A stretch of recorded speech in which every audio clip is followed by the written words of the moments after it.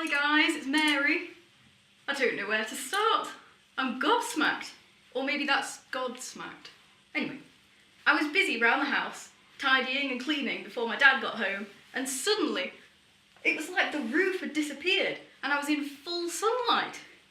Except the light didn't come from the sun, but from someone stood by the door. I could hardly see, it was so bright. And then he spoke, and his voice sounded like music playing.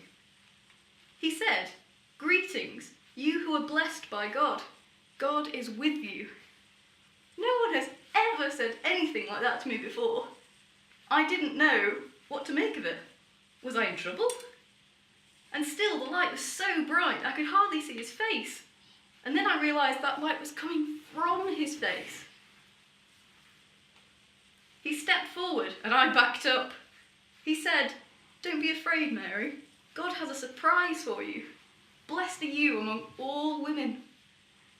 My head was in a whirl. All sorts of possibilities ran across my mind. "You will become pregnant and give birth to a son." Pregnant! That was not one of the possibilities I'd considered. In fact, for really good reasons, it was an impossibility. But he carried on. "He will be great, and he will be called the Son of the Highest." What? I thought, God's son? "The Lord will give him the throne of his father David, and he will rule Jacob's house forever. His kingdom will never end." Well, what'd you say to that? He smiled at me, but I got the impression he wasn't going to take no for an answer. And then I remembered my cousin Elizabeth. There was a huge hoo-ha when she became pregnant, at her age as well. And her husband Zechariah couldn't talk, and I heard Mum talking to Elizabeth, and she said that Zechariah had argued with someone who told him about the baby, and now he couldn't talk. I decided not to argue, but there was a rather big problem that needed sorting. I said, "How can I be pregnant? I'm not married yet. I'm, a virgin." And he laughed. And it was like sunshine after rain and spring after winter.